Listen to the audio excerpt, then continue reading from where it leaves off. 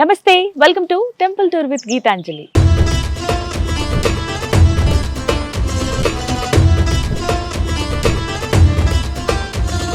ఇవాల్టి కార్యక్రమంలో అన్నమయ్య జిల్లా వాల్మీకిపురంలో ఉన్నటువంటి శ్రీ షిరిడి సాయినాథుని దేవాలయంకి వచ్చేసాను. మరి లోపలికి వెళ్ళి సాయిబాబాని దర్శించుకుని అలాగే ఈ ఆలయం చుట్టూ ఉన్న అందాన్ని కూడా ఒకసారి తిలకిద్దామా రండి.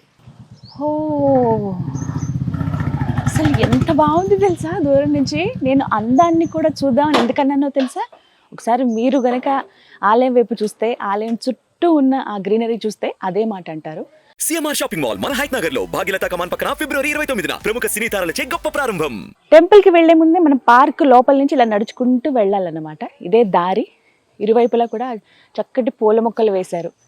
దూరంగా చూడండి, పెద్ద పెద్ద కొండలు, గుట్టలు, వాటి మధ్యలోంచి మనం చిన్నప్పుడు సాధారణంగా బొమ్మలు అవి గీస్తూ ఉంటాం కదా, సరదాగా ఏమన్నా ఆర్ట్స్ ఏమన్నా వేయండి అని చెప్పి టీచర్ చెప్పినప్పుడు బొమ్మలు నేను చిన్నప్పుడైతే అలాగే వేసేదాన్ని.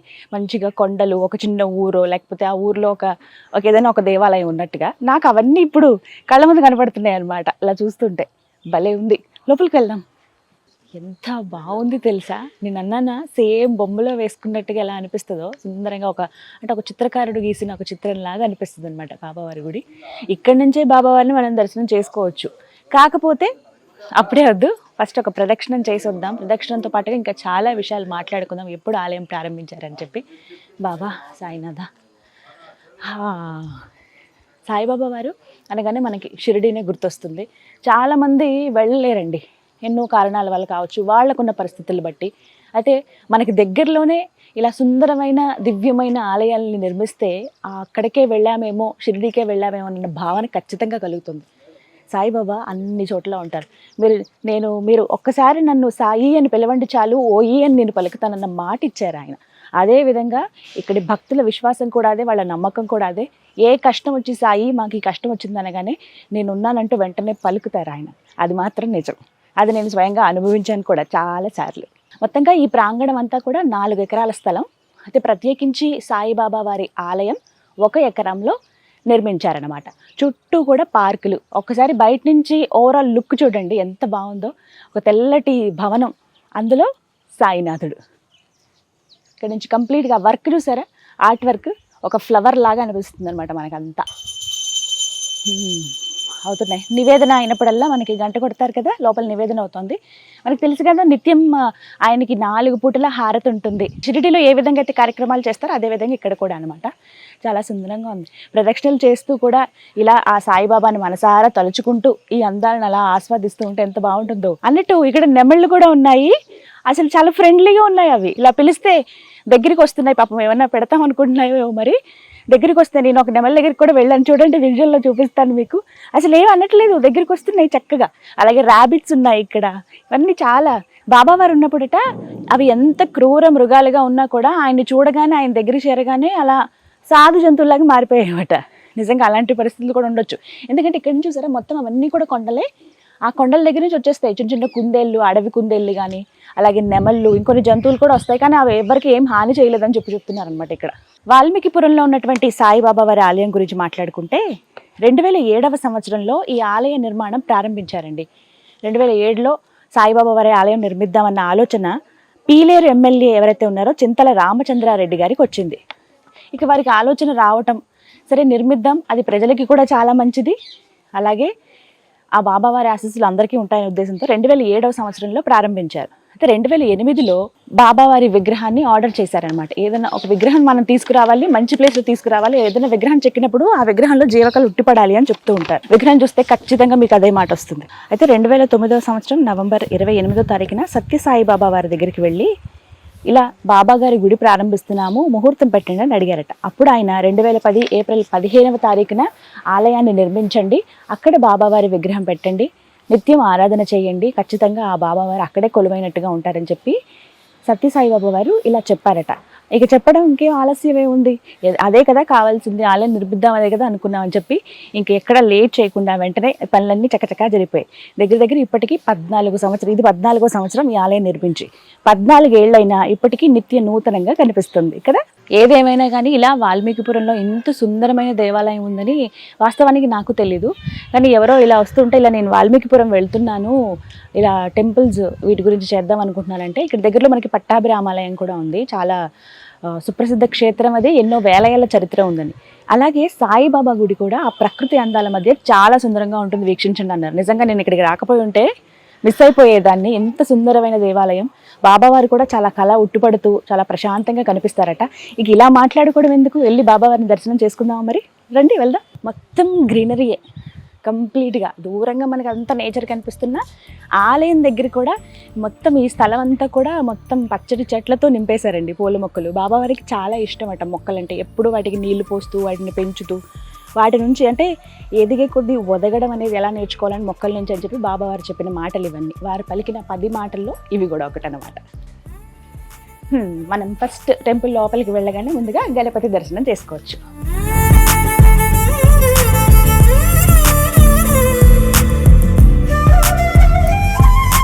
జై గణేష, జై జై గణేష. ఎంత బుజ్జిగా ఉన్నారో. మనకి కృష్ణశిల, నల్లటి శిలతో చెక్కుతారు, భలే అనిపిస్తాయి. ఎంత పెద్ద బొజ్జు ఉందో గణపతికి, భలే బుజ్జిగా ఉన్నారు, ముద్దుగా. చిన్న గోపురంలాగా ఏర్పాటు చేశారు మనకి, బ్లాక్ మార్బుల్ తోటి. ఇవన్నీ కూడా మొత్తం మార్బులే కనిపిస్తుంది ఎక్కువ టెంపుల్స్లో మనకి, అలా ఉంది. ఇగో ఇక్కడ టైమింగ్స్ కూడా ఉన్నాయి, ఉదయం 5:30 నుంచి మధ్యాహ్నం 12:30 వరకు. అలాగే సాయంకాలం మనకి 5 గంటల నుంచి 8:30 వరకు. వచ్చేసాం. మరికొద్ది క్షణాల్లో ఆ బాబావారి దర్శనం చేసుకోబోతున్నాం అనమాట. చూసారుగా పెద్ద పెద్ద తలుపులు. బాబావారి వాకిలి అందరికీ ఎప్పుడు తెరిచే ఉంటుంది, లేదు అన్నమాట కానీ వద్దు అన్నమాట కానీ ఆయన దగ్గర ఉండదు అనడానికి నిదర్శనమే వారి వాకిలి ముందు ఉన్నటువంటి ఈ తలుపులు అనమాట. సరే లోపలికి వెళ్దామా.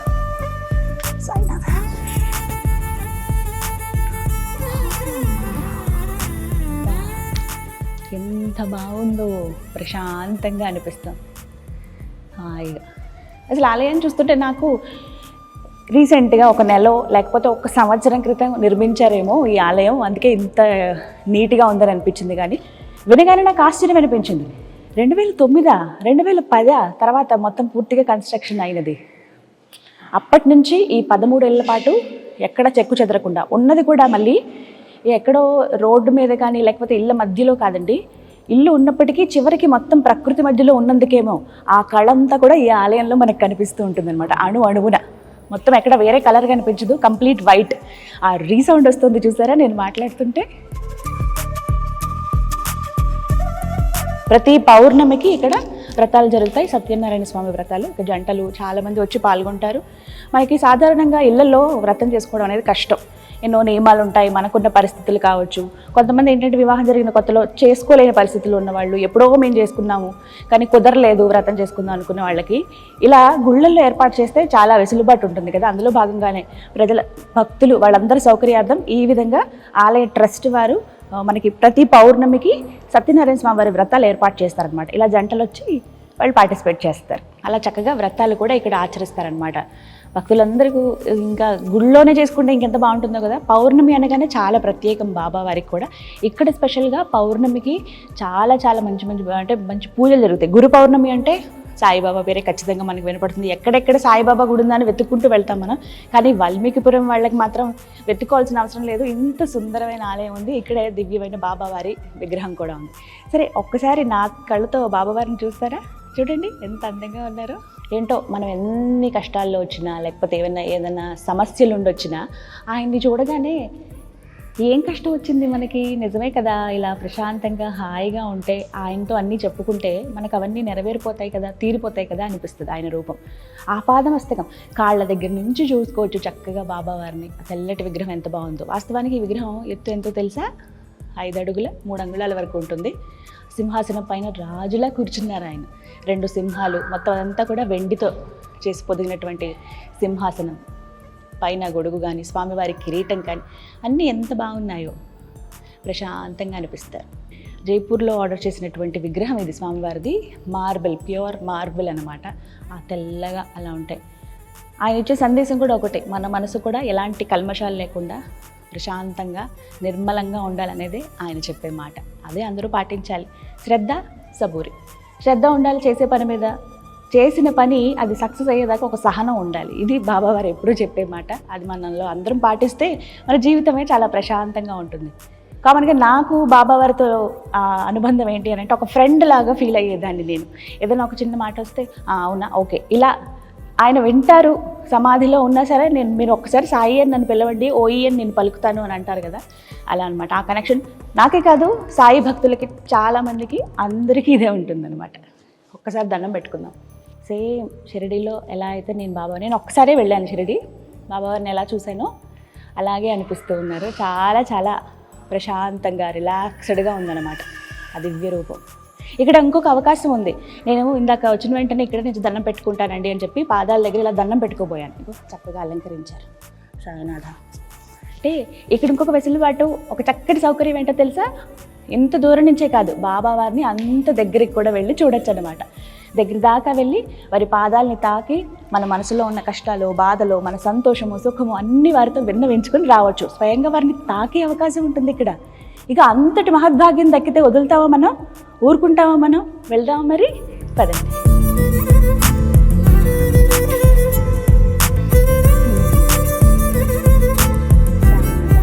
ఎంత అదృష్టం. ఇవాళ నేను వచ్చినది గురువారం. మరి కాసేపట్లో బాబావారి హారతి కూడా ఉండబోతోంది. అబ్బా ఎన్నాళ్ళయిందయ్యా నేను ఇంత దగ్గరగా చూసి. చాలా రోజులైంది నేను బాబావారి మందిరానికి వెళ్ళి. వాస్తవానికి ఎంత బాగుందో. ఇంత దగ్గర నుంచి వారిని చూసినప్పుడు మనం ఖచ్చితంగా ఆ వైబ్రేషన్ ఫీల్ అవుతాం, ఆ పాజిటివ్ ఎనర్జీ మనం ఫీల్ అవుతాం. రిలాక్స్డ్గా ఈ వాతావరణం కానీ, చుట్టూ ఒక ప్రకృతి మధ్యలో ఒక దివ్యమైన రూపంలో భవ్య మందిరంలో సాయిబాబా ఇక్కడ వెలిశారు. వాల్మీకిపురం, అన్నమయ్య జిల్లా. మీరు కనుక వస్తే ఖచ్చితంగా వచ్చి దర్శనం చేసుకోండి. ఇంక మాటలొద్దు, దర్శనమే.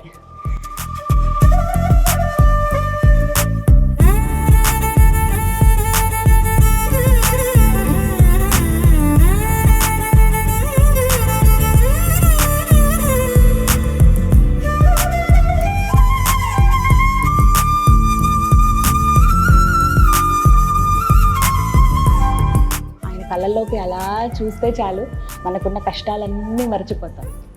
సింపుల్గా ఉంటారు బాబావారు, కానీ చాలా గ్రాండ్గా కనిపిస్తారు. ఎల్లో కలర్ వస్త్రం వేశారు, జస్ట్ రుద్రాక్షమాల ఉందంతే, దగ్గరగా మెరిసే ఆ వెండి కిరీటం. ఆయన ఎంత ముద్దుగా ఉన్నారు సాయినాథ. చాలు, అందరికి అవకాశం ఇవ్వాలిగా. ఇక్కడ ఉత్సవమూర్తి. ఏమైనా కార్యక్రమాలు జరిగేటప్పుడు ఈ ఉత్సవమూర్తికే మిగతా కార్యక్రమాలన్నీ చేసి బయట ఊరేగించడం ఇవన్నీ చేస్తారన్నమాట. సాయినాథ ఇలా దిగి వచ్చేటప్పుడు పుట్టపర్తి సాయిబాబా వారిని కూడా మనం దర్శనం చేసుకోవచ్చు అనమాట. వీరే ఈ ఆలయం నిర్మించేటప్పుడు విగ్రహం ఎప్పుడు ప్రతిష్ఠించాలి అని చెప్పి కూడా అంతా వీరే నిర్ణయించారు. వారు చెప్పిన ముహూర్తానికే ఇక్కడ షిరిడి సాయిబాబా వారి విగ్రహ ప్రతిష్టాపన జరిగింది. ఇక్కడ మరొక మూర్తి.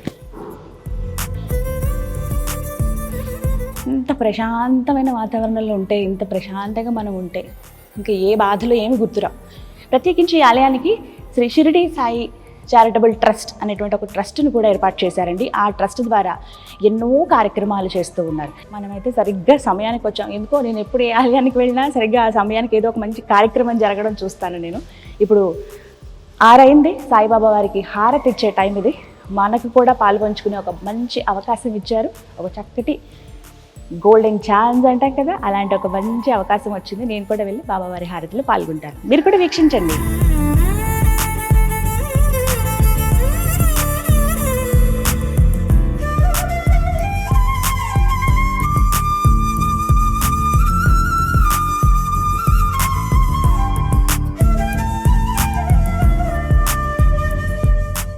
హారతి ఇచ్చేశారు. ఆ తర్వాత మహాహారతి స్టార్ట్ అవుతుంది 6 గంటలకు. తెలుసుగా 4 పూట్ల సాయిబాబా వారికి హారతి ఇస్తారు కదా, అందరికీ తెలిసిన విషయమే. అయితే ప్రత్యేకించి షిరిడిలో ఏ విధంగా అయితే కార్యక్రమాలు జరుగుతాయో బాబావారికి, అదే విధంగా ఇక్కడ కూడా అన్ని శాస్త్రోక్తంగా జరుగుతాయన్నమాట.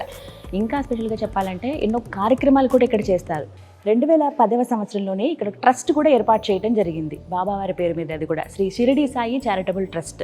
ఎవరైతే ఈ ఆలయాన్ని నిర్మించారో, ఈ ఆలయ చైర్మన్ ఎవరైతే ఉన్నారో చింతల రామచంద్రారెడ్డి గారు, వారు పీలేరు ఎమ్మెల్యే.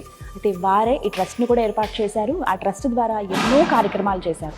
చాలామందికి అంటే విద్యార్థులకి ఏమైనా సహాయం విషయంలో కావచ్చు, అన్నదానాల విషయంలో కావచ్చు, ఎప్పటికప్పుడు ట్రస్ట్ ముందుంటుందనే చెప్పాలండి. అలాగే ఇక్కడికి వచ్చే భక్తులు కూడా చెప్తున్న మాట ఒకటే, బాబావారు మా కోరికని ఖచ్చితంగా మన్నిస్తారు. మేము ఏదైనా ఒక చిన్న అనుకుని ఏదైనా కార్యక్రమం అనుకునో లేకపోతే ఏదైనా పని మాకు అవ్వాలనుకుని మేము వచ్చి ఆయన్ని వేడుకుంటే మాకు ఖచ్చితంగా అది నెరవేరుతుంది. చాలామంది స్టూడెంట్స్ ఇక్కడ చక్కగా చదువుకుని ఉద్యోగాలు తెచ్చుకున్న వాళ్ళు ఉన్నారు, ఫారెన్ వెళ్ళిపోయిన వాళ్ళు కూడా ఉన్నారు. అలా ఫారెన్ నుంచి తిరిగి వచ్చి వాళ్ళు మొక్కులు చెల్లించుకున్న వాళ్ళు కూడా ఉన్నారు. అలాగే చాలామంది పిల్లల విషయంలో మాకు ఎప్పటి నుంచో సంతానం కలగట్లేదు అన్న వాళ్ళు ఇక్కడికి వచ్చి బాబావారికి మొక్కుకుంటే వాళ్ళకి ఖచ్చితంగా సంతానం కలిగింది, మేవే నిదర్శనం అంటూ చాలామంది భక్తులు ఇక్కడికి వచ్చి చెప్తున్నమాట. అది అతిశయోక్తి కాదు అని అంటే కూడా అది కరెక్టేనండి. నిజంగా చాలామంది వాళ్ళు చాలా బాధలో వస్తారు, ఎన్నో ఇబ్బందులు చెప్తూ ఉంటారు. కానీ వాళ్ళు అనుకునేది నెరవేరినప్పుడు బాబావారు విన్నారు. దేవుడు మన మాట విని మన కోరికను మన్నించాడంటే ఎంత సంతోషంగా ఉంటుంది కదా. అలాంటిది బాబావారు ఎప్పుడు సహనంగా శాంతంగా ఉంటారు. అదే శాంతం మన జీవితంలో కూడా అలవాటు చేసుకుంటే చాలా బాగుంటుంది. నిజమే అది. ఇక్కడ చాలామంది ఆయన్ని గురువుగా భావించి మెడిటేషన్ చేస్తూ ఉంటారు. అక్కడ కూర్చుని కాసేపు ధ్యానం చేసుకుని వారిని అలా స్మరించుకుని ప్రశాంతమైన మనసుతో తిరిగి వెళ్తూ ఉంటారు అనమాట. హాయిగా అనిపిస్తుంది, చాలా ప్రశాంతంగా. బాబావారి హారతి చాలా ప్రత్యేకం. సాయంత్రం 6 గంటల హారతిలో చాలామంది పాల్గొంటూ ఉంటారనమాట. అందులోనూ గురువారం ఇంకా స్పెషల్గా ప్రతినిత్యం ఆ హారతి అనేది మనకి వారం అంటే ఎవ్రీడే ఉంటూనే ఉంటుంది. ప్రతి వారం అది కంటిన్యూ అవుతూనే ఉంటాయి. కొన్ని ప్రత్యేకమైన రోజులు కూడా ఉన్నాయి ఈ ఆలయంలో. శ్రీరామనవమికి, అలాగే విజయదశమి రోజున, అలాగే గురు పౌర్ణమి రోజున, ఇక జనవరి 1 చెప్పాలా ఎంతోమంది భక్తులు వస్తూ ఉంటారు. ప్రతినిత్యం దర్శనాలు ఉంటూనే ఉంటాయి. అలాంటి స్పెషల్ డేస్లో ఇంకా ఎక్కువ మంది, వేల మంది వరకు వచ్చి ఇక్కడ స్వామివారిని అంటే సాయిబాబా వారిని దర్శించుకుంటారనమాట. ఇక్కడ ఎన్నో నిదర్శనాలు ఇందాక చెప్పాయి కదా. చాలామంది ఎవరికైతే పిల్లలు కలుగుతారో పిల్లల్ని తీసుకొచ్చి సాయిబాబా వారికి చూపిస్తారు. ఒళ్ళో పిల్లల్ని కూర్చోబెడుతూ ఉంటారు. బాబా ఇది నువ్వు ఇచ్చిన ప్రసాదం, ఇది మేము జాగ్రత్తగా చూసుకుంటాం, నీ కృప ఎప్పుడు మా మీద ఉండాలి అని మొక్కుకుంటూ ఉంటారు. తులాభారం కూడా చేస్తూ ఉంటారు పిల్లలకి. ఆ వచ్చిన డబ్బులతో ఒక్కొక్క వస్తువుతోటి కొంతమంది తులాభారం ఇస్తూ ఉంటారు. డబ్బులతోనే కొంతమంది చిల్లర నాణ్యాలు ఉంటాయి కదా, వాటితో కూడా తులాభారం చేస్తూ ఉంటారు. అవన్నీ కూడా స్వామివారికి సమర్పిస్తారనమాట. ఇలా ఎన్నో నిదర్శనాలతో చాలా దివ్యంగా ఈ ఆలయం వెలుగొందుతోంది. వాల్మీకిపురంలో ఉన్న సాయిబాబా వారి ఆలయం. ఒక్కసారి బాబాకి నేను దండం పెట్టుకుంటా. గురువు సన్నిధిలో మనం మెడిటేషన్ చేస్తేనండి ఖచ్చితంగా మనలో ఉన్న పాజిటివ్ ఎనర్జీ పెరుగుతుంది.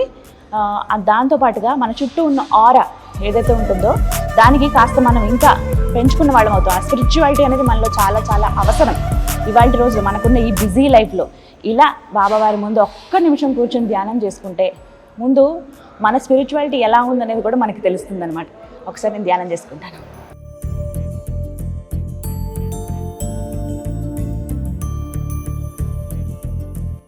సాయినాథ, మళ్ళీ ఎప్పుడు దర్శనం అవుతుందో అనుకోకుండా వచ్చాను వాల్మీకిపురం.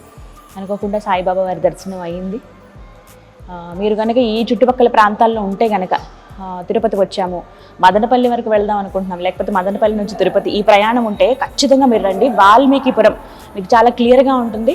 తిరుపతి నుంచి మీకు మహా అయితే ఒక 80 కిలోమీటర్లు ఉంటుంది. మదనపల్లి నుంచి 18 కిలోమీటర్లు. రోడ్డు పైనే మీకు ఎక్కడ లోపలికి ఊర్లలోకి వెళ్ళాల్సిన అవసరం లేదు. చాలా సుందరంగా ఆలయం కనిపిస్తుంది. బోర్డు మీకు కనపడుతుంది. కొంచెం లోపలికి ఒక 500 మీటర్ కనుక మీరు లోపలికి వస్తే కొండలన్నీ దూరంగా, ఆ కొండల మధ్యలో తెల్లగా దగదగా మెరుస్తూ సాయిబాబా వారి మందిరం మీకు కనిపిస్తుంది. ఆలస్యం చేయకుండా లోపలికి వచ్చి బాబావారిని దర్శించుకోండి, వారి శరణు వేడండి. ఖచ్చితంగా మన కష్టాలను విని దేవుడు ఎవరైనా ఉన్నారంటే అది సాయినాథుడే. ఒక్క నిమిషం ఆయన కోసం మన సమయం కేటాయించి దండం పెట్టుకుంటే మన కోసం వచ్చేస్తాడు ఆయన. అదే కదా ఆయన చెప్పింది, సమాధి నుంచి కూడా పలుకుతారు. ఆయన చెప్పిన 10 మాటలు అందరికీ గుర్తున్నాయిగా. మనం చేసే పని మీద శ్రద్ధ కానీ, ఏమేం చేయాలి, ఎలా ఉండాలి, ఏంటి అనేది మన తల్లిదండ్రులు చెప్పినట్టే గురువుగా ఆయన కూడా మనందరికీ బోధించారు. అవి పాటిస్తే జీవితం అంతా హాయిగా ఉంటుంది. ఓం శ్రీ సాయినాథ్ సచిదానంద సద్గురు సాయినాథ్ మహారాజ్. చూసారుగా ఇవాల్టి టెంపుల్ టూర్ విత్ గీతాంజలిలో వాల్మీకిపురంలో ఉన్నటువంటి సాయిబాబా వారి ఆలయం దర్శించుకున్నారు కదా. మరో దివ్యమైన ఆలయ సందర్శనంతో మళ్ళీ మీ ముందుకు వస్తాను. మిమ్మల్ని కూడా ఆలయ దర్శనం చేపిస్తాను. ఇది వాళ్ళ వీడియో. నమస్తే, జై సాయిరామ్.